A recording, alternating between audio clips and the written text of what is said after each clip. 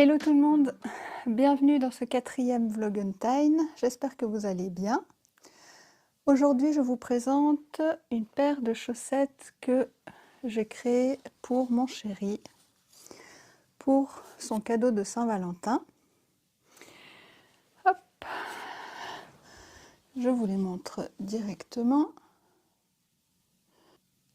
Et un I love you juste avant la pointe.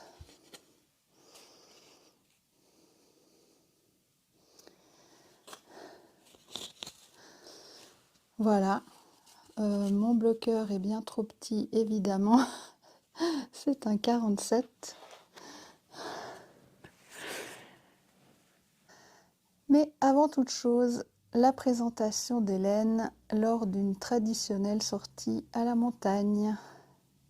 Il se peut qu'il y ait un sujet un peu sensible, donc si vous êtes en période de deuil, je vous conseille d'être attentive pendant la suite si vous voulez sauter certains passages. Voilà.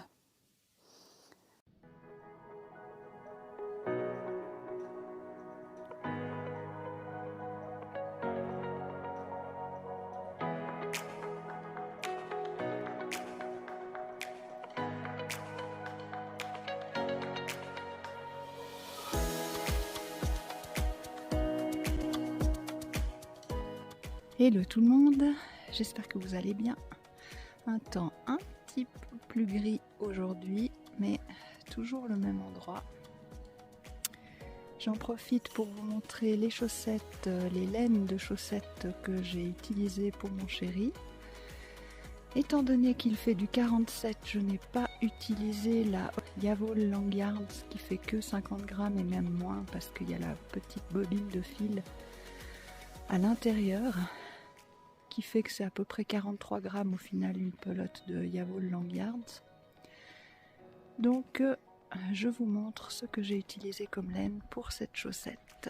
Les 3 laines utilisées, donc la noire dont j'avais besoin d'une grande quantité, c'est de la Grundle Sock Family 4-ply uni, le coloris 12. La rouge, c'est de nouveau de la Grundle Hot Sock uni, cette fois c'est un peloton de 50 grammes et c'est la couleur 34. Et le jaune, première fois que je teste cette laine, c'est Rainbow Sock Wool 4-ply de chez Hobby, numéro 4 et coloris 28.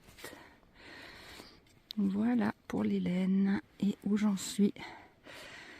Donc j'ai fini la première et la deuxième, j'ai fait le talon après coup et là il me reste à dérouler les 85 rangs pour mon 47, un petit jacquard, la pointe et ce sera bon. Donc voilà pour ces laines-ci aujourd'hui.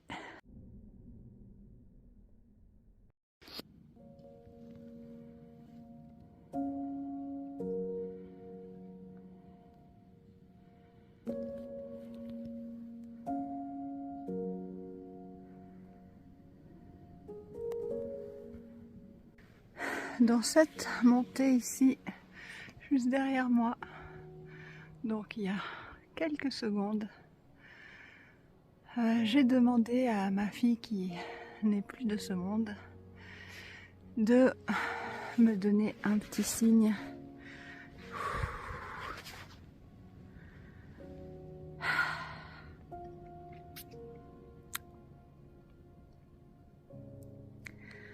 De sa présence parce que quand je marche comme ça toute seule, ben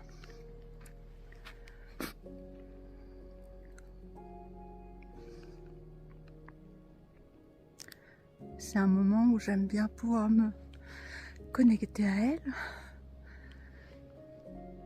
Donc ça fait tout juste un an qu'elle n'est plus là, mais donc il y a à peine quelques minutes maintenant dans cette montée, je lui demandais un petit signe pour me montrer que c'est bien elle que je sens près de moi. Et regardez sur quoi je tombe.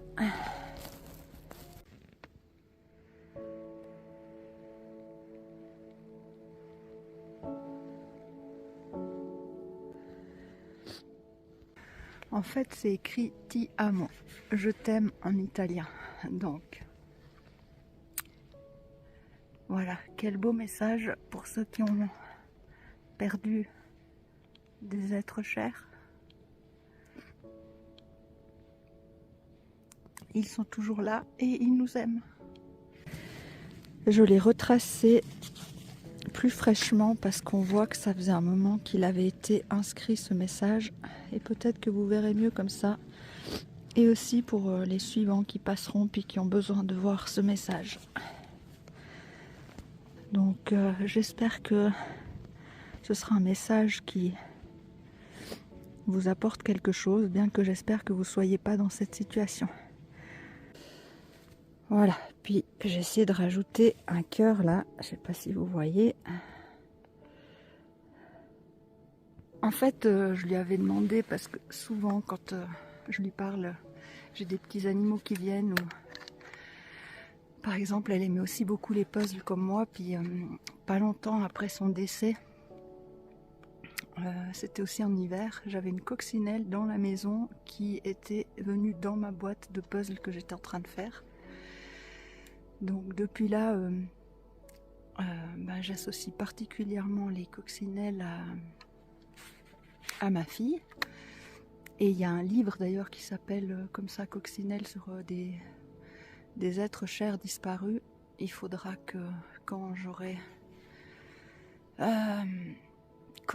la force, je le lise. Mais donc tout ça pour dire que dans cette montée là, j'étais en train de lui demander si elle pouvait me faire un petit signe avec un animal qui passerait ou quelque chose. Et puis voilà, on demande des signes, on les a, mais ils n'ont peut-être pas la forme qu'on avait demandé. Et en plus, on est dans les Vlogentine, donc à la Saint-Valentin, c'est quand même le mois de l'amour. Tous les signes de l'amour sont les bienvenus sous toutes les formes, d'ici ou d'ailleurs. C'est sûr qu'il faut vivre sa tristesse, et pas la laisser pourrir à l'intérieur, mais il y a un temps pour tout, il y a un temps pour pleurer. Et puis il y a un temps pour être heureux. Donc regardez-moi ça.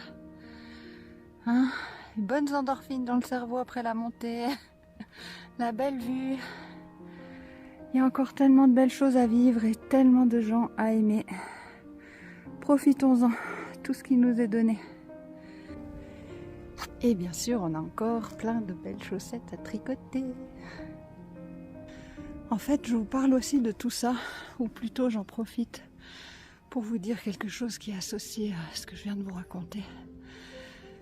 C'est que vous ne savez pas ce que les gens vivent.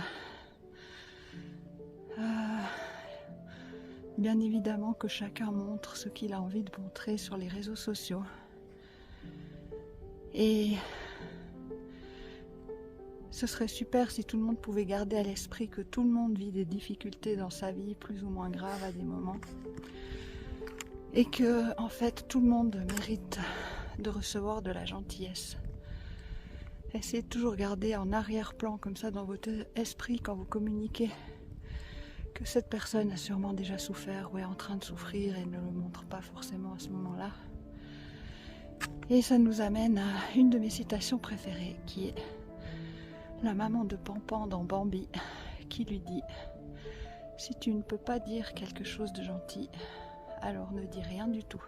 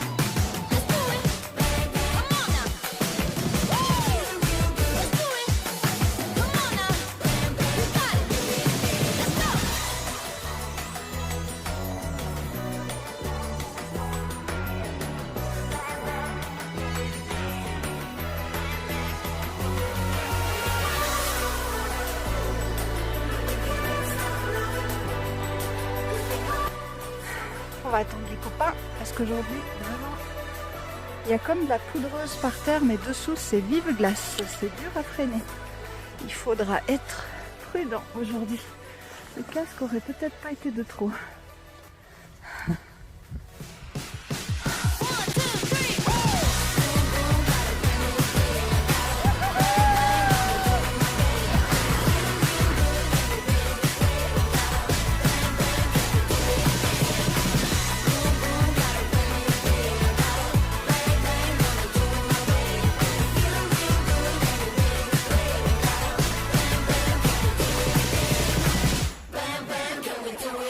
Voilà, alors les chaussettes pour mon chéri, leur petite histoire. Je voulais un modèle Saint-Valentin, mais typé plutôt homme ou unisexe. Et les modèles que j'avais mis dans ma liste Saint-Valentin, il n'y en a aucun, je trouvais qu'ils faisaient un peu homme. Quoique les Grooves in the Heart, ça aurait pu, mais bon, ça fait peut-être un peu beaucoup de cœur, je ne sais pas. Ça dépend sûrement de la personnalité de l'homme qui reçoit les chaussettes. Donc, j'ai créé ce petit modèle. Je me suis dit que les smileys, ça allait pour un peu tout le monde. J'ai cherché des modèles pixel art sur internet. Ça m'a donné une base de travail. Et ensuite, j'ai adapté ces modèles pixel art que j'ai trouvés. Par exemple, j'en ai fait un. Au départ, il était trop grand, je trouvais, pour ma chaussette. Donc, j'ai recréé des motifs plus petits. Sur les bords, au contraire, j'avais essayé déjà, j'ai dessiné plusieurs sortes de bords différents. J'ai essayé de faire des XO plus petits, c'était moins joli. Donc, j'ai défait, j'ai refait des plus grands. Et au fond de la chaussette, j'avais essayé de mettre des cœurs. Mais vu que je venais de faire les signes avec les cœurs au fond de la chaussette, ça m'embêtait un peu. Donc j'ai défait, puis j'ai fait de nouveau des écritures avec des I love you. Et puis sinon, c'est la première chaussette en jacquard que je fais pour mon chéri. C'est aussi pour ça que je voulais un modèle juste sur la tige. J'avais déjà trouvé la recette pour la chaussette à la vanille, chaussette vanille pour lui. Et donc là, c'est le test jacquard. Ce ne sera pas une surprise pour la Saint-Valentin pour lui, vu que je lui ai fait essayer les chaussettes au fur et à mesure, comme ça, je sais que ça passe. Je suis passée de 72 mailles pour les côtes à 80 pour le jacquard. Et je suis redescendue à 72 pour le reste de la chaussette. Voilà. Pour ce petit modèle. Qui sera largement fini avant la Saint-Valentin. Je suis contente. Et ce que je suis aussi contente, c'est que cette chaussette a été faite, entre autres,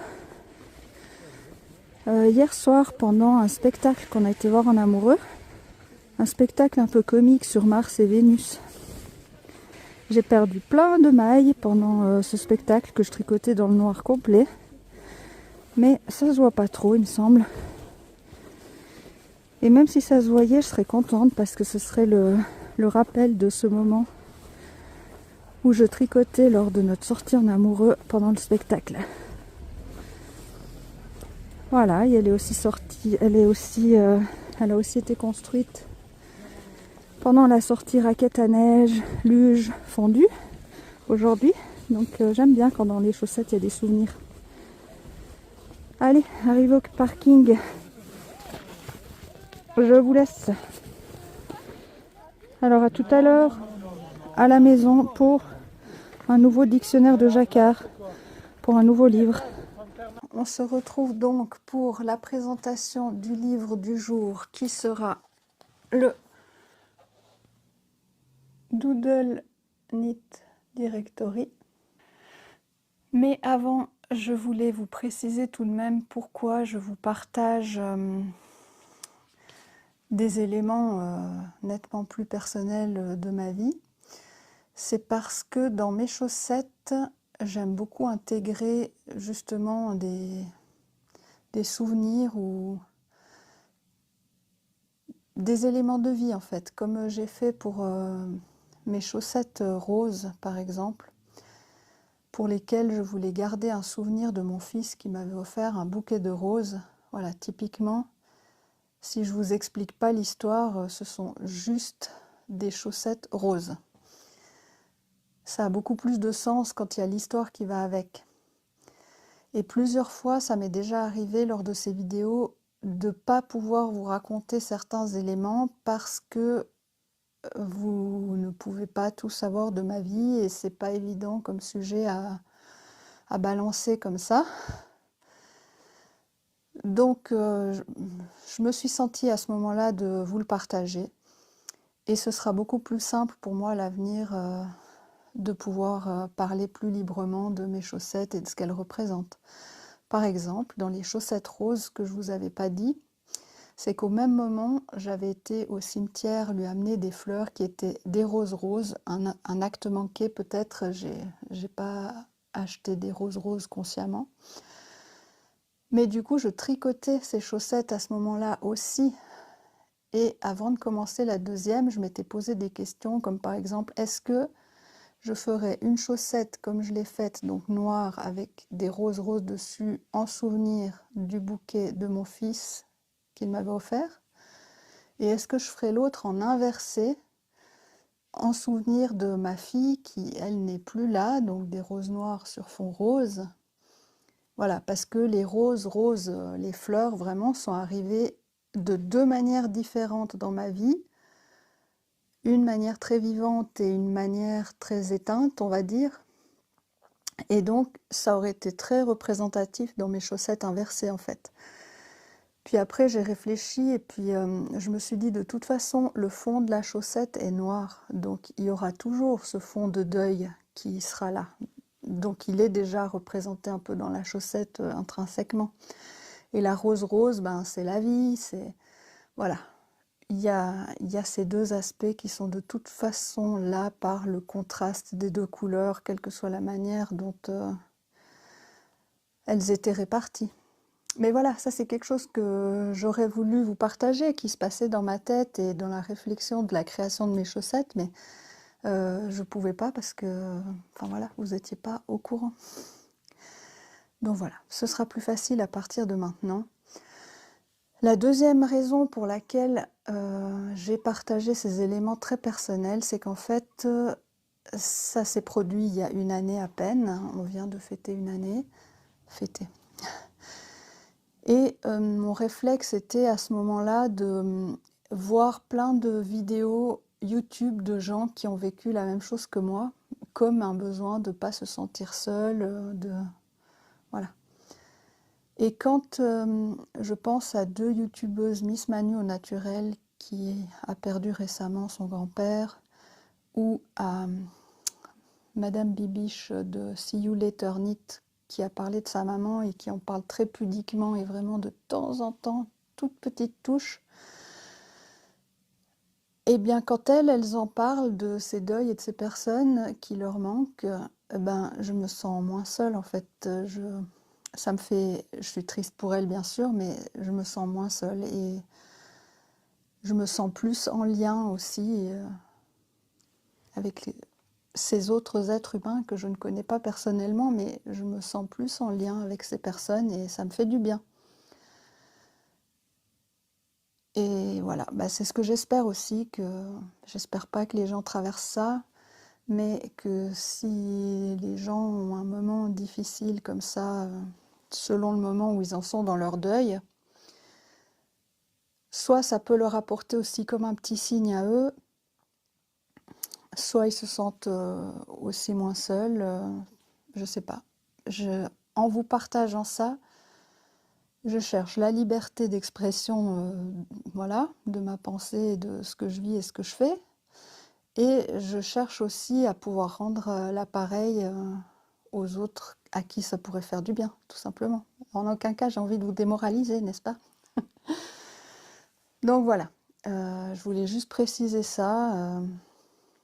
Ceux qui ne verront jamais cette vidéo ne comprendront peut-être pas, mais bon, on pourra toujours les renvoyer à cette vidéo. Et mon but aussi, c'est pas d'être moralisateur quand je vous parle de cette phrase de la maman de Bambi. Je suis moi-même aussi concernée et je dois moi-même me rappeler régulièrement sois gentil, n'aie pas des pensées comme ça envers cette personne. Enfin voilà, toute personne humaine a besoin de gentillesse, etc. Donc je cherche pas à être moralisatrice, c'est un axe d'amélioration que je recherche personnellement, et puis si ça peut vous parler à vous aussi, tant mieux. Donc voilà, j'espère que ce moment un peu plus profond ou un peu plus lourd pour certains ne vous aura pas dérangé, au contraire. Et sans autre transition, passons à quelque chose de plus léger. La présentation de ce livre. Alors, c'est la personne sur Instagram que vous retrouvez sous Pacific Knit. Il me semble que c'est ça. Jamie Lomax. Alors, une table des matières, une introduction et un petit mot avant de commencer dans lequel elle nous indique que elle a créé ce livre pour qu'on puisse customiser nous-mêmes nos modèles, et elle nous encourage vraiment à le faire, à modifier les patrons et à faire des modèles vraiment personnalisés. Et que l'on doit utiliser ce livre comme un livre de recettes en fait.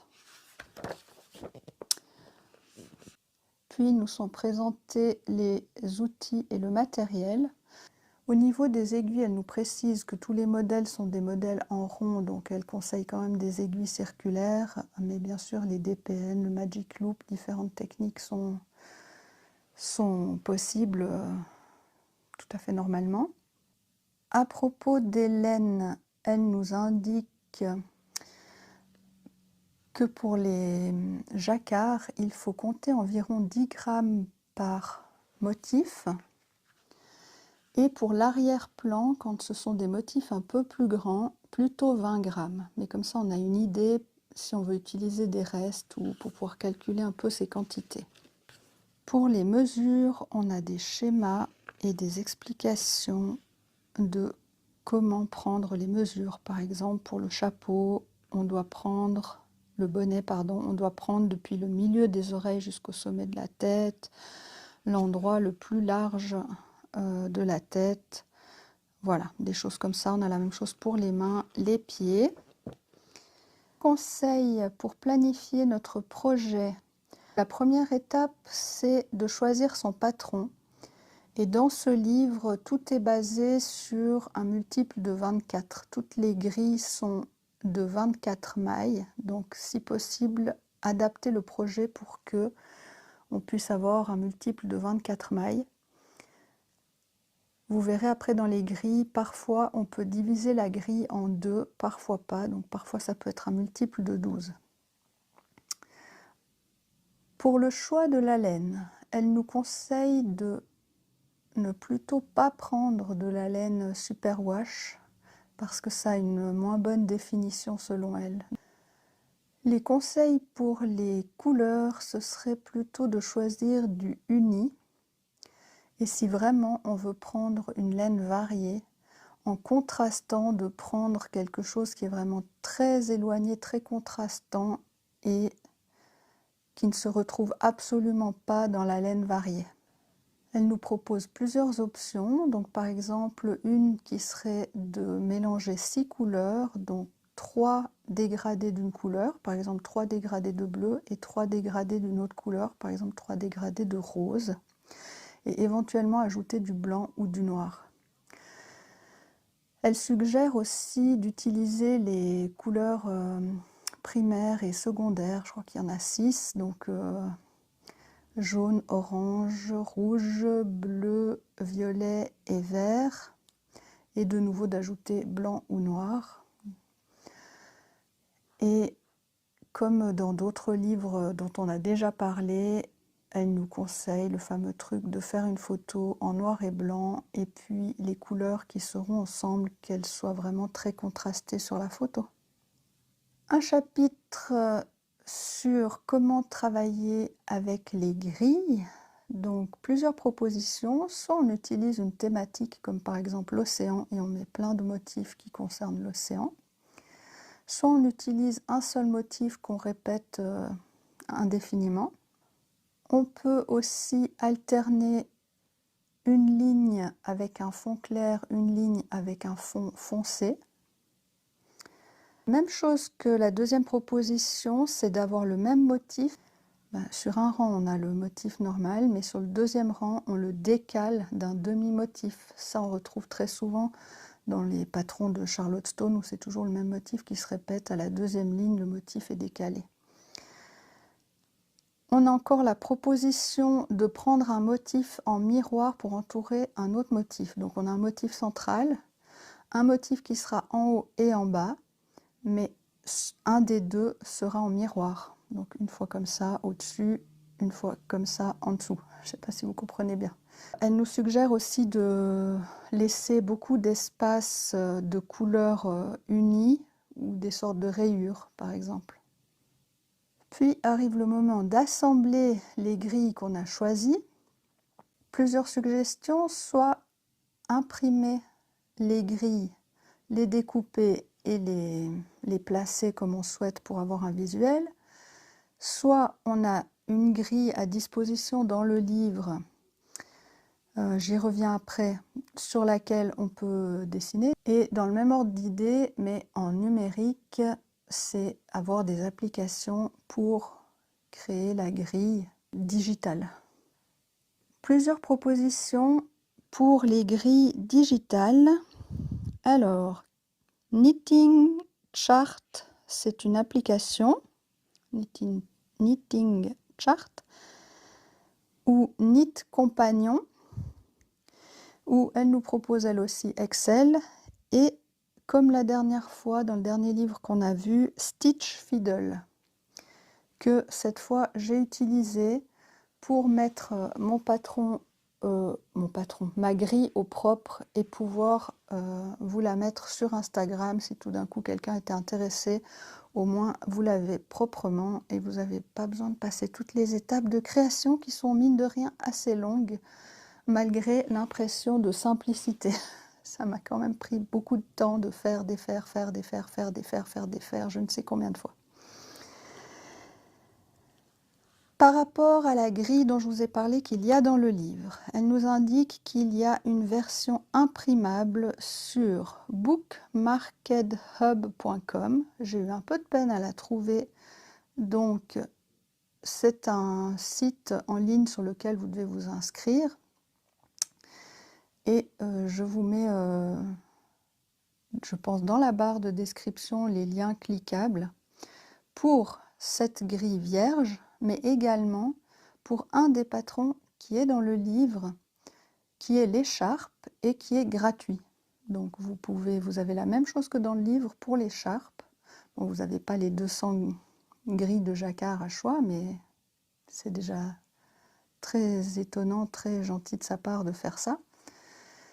Et il y a également un cal, je ne sais plus pour faire pour quel projet c'était, qui est en 4 parties, qui est aussi gratuit. Toujours dans le même ordre d'idées, dans la même ambiance, voilà.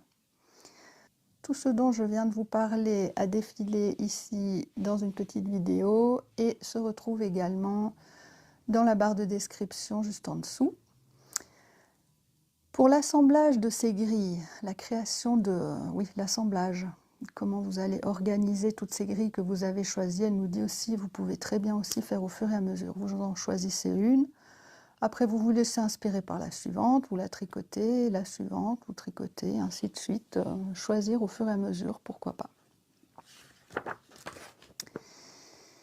Elle insiste très souvent dans le livre pour qu'on n'hésite pas à personnaliser ces grilles, les patrons et tout. Et elle nous donne des exemples de pourquoi on personnaliserait. Par exemple, pour rajouter ou enlever des mailles qui sont dessinées sur le patron, soit parce que l'espace est trop grand entre une même couleur et donc ça fait un long float, donc on rajouterait un point, soit parce que le motif serait trop chargé puis on a envie d'enlever des points, soit encore pour simplifier, si on se retrouve avec 3 couleurs et qu'on a vraiment envie de rester à 2 couleurs, donc on modifie ça. Soit au contraire, on veut faire popper quelque chose. Là, il nous montre par exemple un parapluie, puis ils veulent vraiment que la couleur du parapluie ressorte bien fort, donc on rajoute une 3e couleur. Elle a également des motifs comme des pulls qui sont assez grands, mais qui sont vides.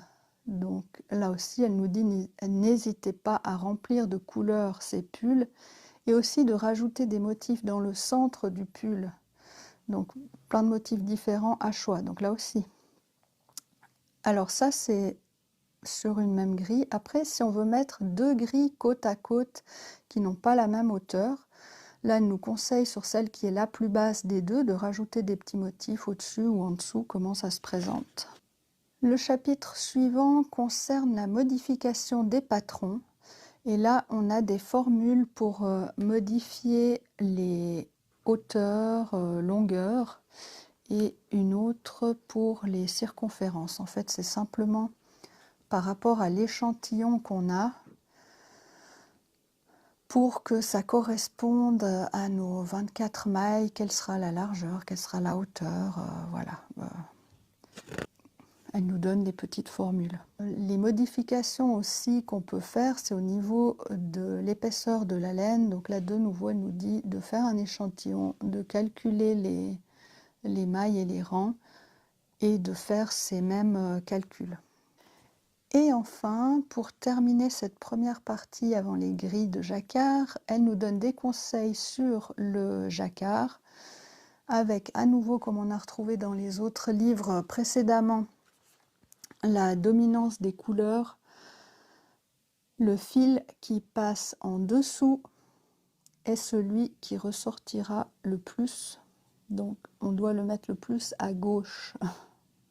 Et c'est celui qui des deux sera en dessous qui ressort le plus. Donc le motif, il faut le mettre le plus à gauche si on veut voir ressortir le motif. Et la couleur de fond, il faut la mettre plus à droite et dessus. Voilà. Pour qu'elle soit plus en retrait, que le fil soit plus court.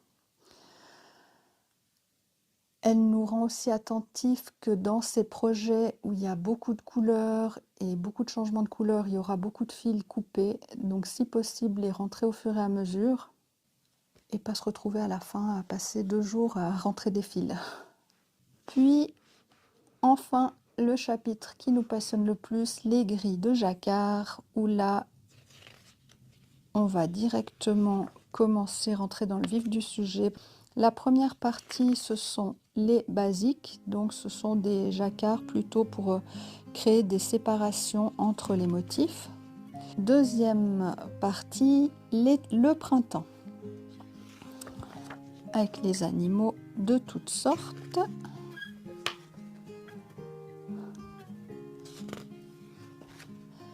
Je vais vous mettre un peu de musique quand je défile juste les pages parce que il n'y a rien de spécial à dire, c'est juste à apprécier les motifs.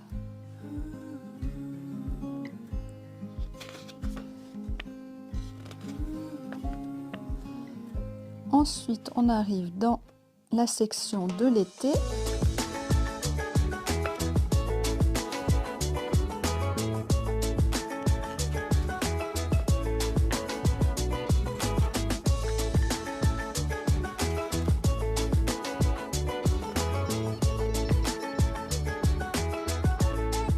Une partie pour l'automne.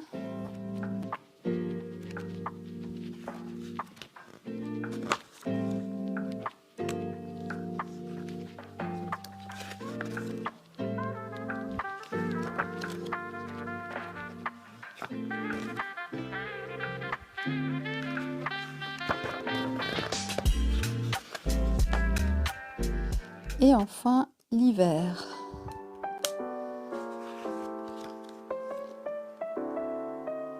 Et là, on a les fameux pulls dans lesquels on peut mettre des motifs de jacquard. Ou même dans le bonnet, en fait.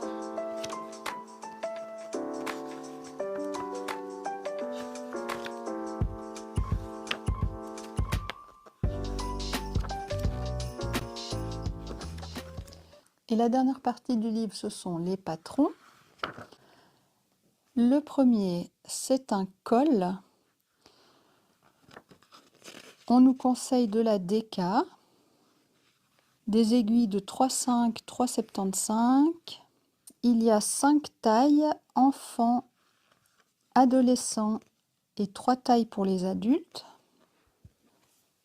Le deuxième, un col infini qui peut être retordu, replié comme celui d'en bas, le rose et blanc, ou simplement relié. Donc c'est tricoté en rond et réuni à la fin. De nouveau en DK avec des aiguilles de 3,75. Les tailles sont à nouveau enfant, adolescent, adulte en 3 tailles. L'écharpe, c'est celle que vous pouvez retrouver gratuitement sur le site que je vous ai partagé. Donc là, du coup, vu qu'on le retrouve gratuitement, je vous montre clairement comment c'est structuré.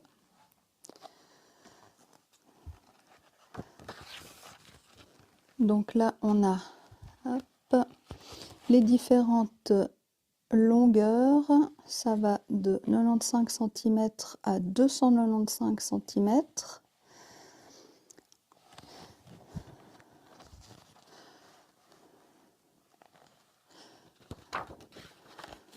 Vous avez les grilles utilisées pour ce que vous avez en photo. Donc cette fois, je peux vous montrer parce que ça existe en modèle gratuit. Comme ça, vous voyez pour chaque patron vraiment comment c'est composé. Et puis voilà, pour une écharpe, c'est vrai que c'est assez court, mais vous voyez, il y a toujours ces tableaux là dans chacun des patrons. Voilà. Un chapeau.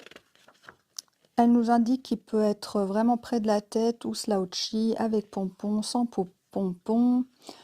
En DK, 75 et 3,5 les aiguilles, en taille. Alors ça va de, je pense que ça veut dire nouveau-né, puis bébé, puis entre bébé et enfant, toddler. Ensuite enfant, on a déjà 4 tailles là, et 3 tailles pour les adultes. Donc on a 7 tailles pour le bonnet. Un headband, de nouveau en DK, 3,75 les aiguilles. Taille, ça va de 30 à 60 cm. On a à nouveau 7 tailles. Il y a des schémas sur comment coudre. Des petites moufles en DK, 3,75 les aiguilles. Ça va donc de la circonférence de la moufle de 10 cm à 25 cm. Bébé, enfant et 2 tailles adultes. Là aussi, il y a des schémas qui montrent comment tricoter le pouce. Puis des mitaines, DK 3,75 à nouveau. Taille enfant avec 15 cm de diamètre, puis adulte 20 et 25 cm. Donc 3 tailles pour les mitaines. De nouveau des dessins qui montrent comment construire ce petit pouce. Des chaussettes en DK, bébé, enfant et 2 tailles adultes, avec un talon en rang raccourci wrap and turn. Puis ce qui nous intéresse sûrement le plus, les chaussettes en fingering. Elle conseille du 2,25 à 2,75 comme aiguille. De nouveau un talon en rang raccourci wrap and turn. Les tailles, alors ça va de bébé, bébé enfant, donc toddler, enfant et 3 tailles adultes. Les tailles en maille, comme nous on a l'habitude en général quand on fait des chaussettes d'avoir 56, 64, 72 mailles, les 3 tailles là de départ. Ici on a 36 mailles pour bébé, 48 pour toddler, 60 pour enfant. Et les 3 tailles adultes, c'est 72, ce qui d'habitude est la plus grande, mais on a encore du 84 et du 96. Pour le jacquard, elle ne fait pas modifier le nombre de mailles, donc ce nombre de mailles de départ reste le même jusqu'à la fin. C'est ce que moi je fais d'ailleurs pour mes jacquards. Mais dans la plupart des autres patrons, ils font augmenter d'au moins une taille quand on arrive au jacquard. Et voilà, on a fini par le meilleur. Quelques techniques générales, plusieurs techniques de caston, le long tail caston, le back loop caston, donc caston des montages, comment commencer nos ouvrages. Et là, c'est un montage provisoire. Puis le très connu Judy's Magic Caston. On a quelques explications pour le Magic Loop, comment croiser les fils, les explications du wrap and turn pour le talon, les points de base, point à l'endroit, maille à l'envers, le torse, augmentation, diminution, comment terminer le projet, donc cast-off, et le Kitchener Stitch. Un tout petit paragraphe sur le blocage et quelques mots sur l'auteur. Donc le titre du livre avec le mot doodle dedans, c'est parce que doodle, c'est des petits dessins qu'on griffonne vite fait, qui sont très simples à faire. Et c'est comme faire ces petits dessins vite fait, très ludiques, mais au tricot. Et elle aime que les gens puissent apprendre à penser en dehors de la boîte, donc de manière différente. Elle a un background de designer graphique et une passion pour l'illustration digitale. Elle a grandi en Oregon et vit à Seattle, Washington, avec son mari, 2 enfants et un corgi. Elle aime vivre à un endroit où on peut voir la mer et les montagnes. Et apparemment, elle aime bien les temps pluvieux et gris. Voilà, on peut retrouver ses designs sur Ravelry ou sur son site Pacific Knit Co. Des remerciements, un index et voici pour le tour de ce livre. Si ça vous intéresse, j'ai rajouté en petit bonus maintenant comment créer ces ladder back, enfin tout le processus pendant ma création de cette chaussette. Si ça vous intéresse pas, c'est un peu long pour rien. J'espère que ces balades à la neige, ces petites confidences, cette création pour mon chéri et ce livre vous ont plu. Si vous êtes resté jusque-là, merci beaucoup et je vous dis à bientôt. Prenons cet exemple-là.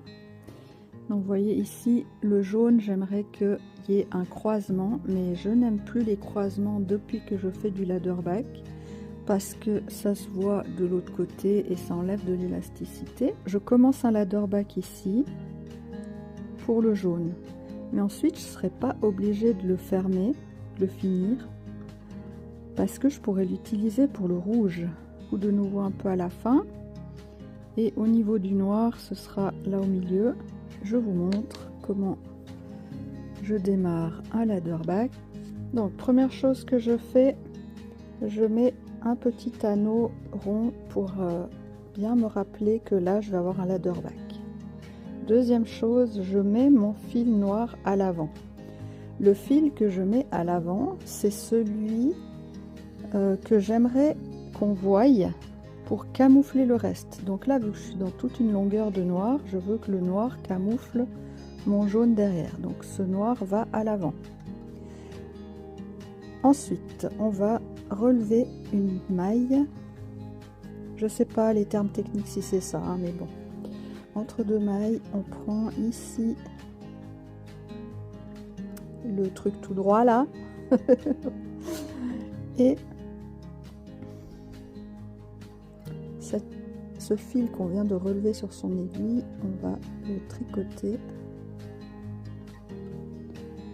On met plus loin. Avec la couleur qui risquerait d'avoir un trop long float. Voilà, là j'ai démarré mon ladderback. Et ensuite, je pense à remettre mon fil noir à l'arrière. Je ne sais pas si vous voyez, mais le fait qu'il passe comme ça devant cette maille jaune, ça va complètement camoufler la couleur. On a créé cette maille. On tire bien aussi, comme quand on fait du jacquard, hein, pour lui donner de la longueur. Des fois, moi j'en rajoute même un petit peu, vraiment à l'extrême. Voilà, pour être sûr qu'il y a du jeu. Mais de tirer le fil comme ça plus que nécessaire, ce que ça peut avoir comme conséquence, c'est que le jacquard devient tout mou là, tout pas très défini, pas très propre. Mais après, quand ça m'arrive, ben, je retire sur ça et ça retend mes mailles. Et ça fait de nouveau propre. J'ai fait le premier tour pour installer ce ladderback et j'en suis au début du deuxième tour. Et là, je vais rencontrer mon ladderback installé. Petit anneau qui m'indique attention, ceci est un ladderback, passe ton fil à l'avant, c'est ça qu'il faut surtout pas oublier.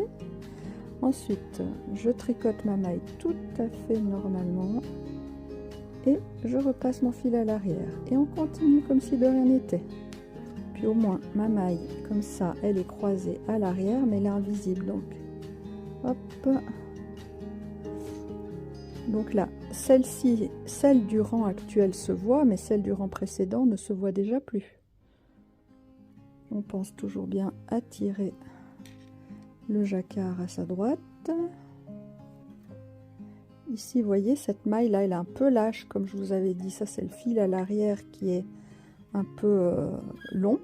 Donc, moi, quand je passe, je la tire un peu. Hop, elle est de nouveau toute petite, toute mignonne.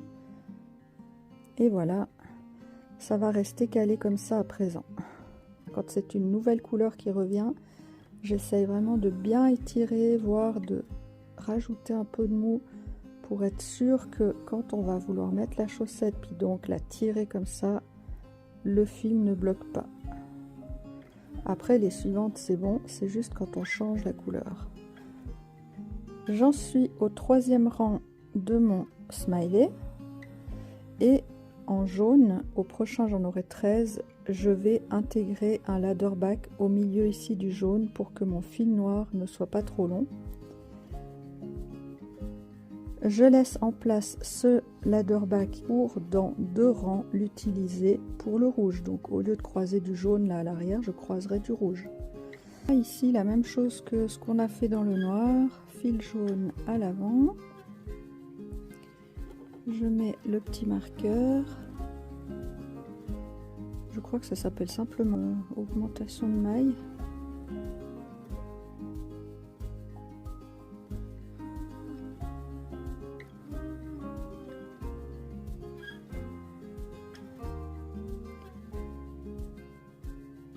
Voilà. J'ai mon petit ladderback noir et je remets le fil jaune à l'arrière.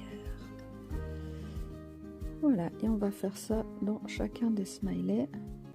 Je vous retrouve au rang 5 normalement, où il y a de 1 l'introduction de la laine rouge pour les cœurs et la mise en place a été faite pour le ladderback au milieu des smileys.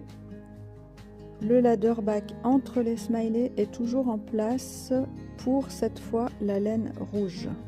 On est au premier rang avec les yeux en cœur. Du coup, j'ai sorti le doigtier jacquard pour mettre 2 couleurs chez moi à gauche et une couleur à droite. On arrive à l'endroit que j'ai créé pour le ladder back dans le smiley. Ici, la couleur que l'on veut voir à l'avant du ladder back est donc la couleur du smiley, le jaune. Donc je glisse le fil jaune à l'avant et je tricote le noir. Qu'en temps normal j'aurais simplement croisé, mais je trouve que le ladder back c'est vraiment mieux. Et je remets le fil jaune à l'arrière et je continue mon tricot normalement. Maintenant on arrive dans le ladder back qui servait à croiser le fil jaune, mais à présent on n'en a plus besoin car entre les deux sections de jaune on a uniquement 7 mailles. Par contre, entre les sections rouges, on aura 11 mailles. Donc là, on aime bien croiser le rouge. On met à l'avant, bien sûr, le fil noir, car on veut qu'on voie du noir dans cette section. Je prends le fil rouge, je repasse le fil noir à l'arrière, je tends bien le tout. Et je recommence à tricoter normalement. On peut changer de coloris dans un ladder back installé. Alors là j'ai fini les yeux cœur, donc je me retrouve de nouveau plus qu'avec 2 couleurs. Le ladder back du centre du smiley, je le garde pour le moment. En fait, c'est-à-dire encore une ligne. Non, c'est le jaune qui va devant. Hop là. Mais étant donné que j'ai fini avec la couleur rouge, je vais pouvoir supprimer le ladder back qu'il y a entre les smileys. Je referai un mini ladder back pour les 2 derniers rangs du smiley pour le fil jaune qui aura un float trop long sinon. J'arrive au ladder back rouge dont je n'ai plus la nécessité, donc simplement j'enlève mon petit anneau et je vais tricoter les 2 mailles, le ladder back et la maille suivante ensemble. Et c'est terminé, le ladder back est clos, on va dire. Voilà, c'est juste comme ça qu'on termine son ladder back. On voit pas du tout le ladder back derrière.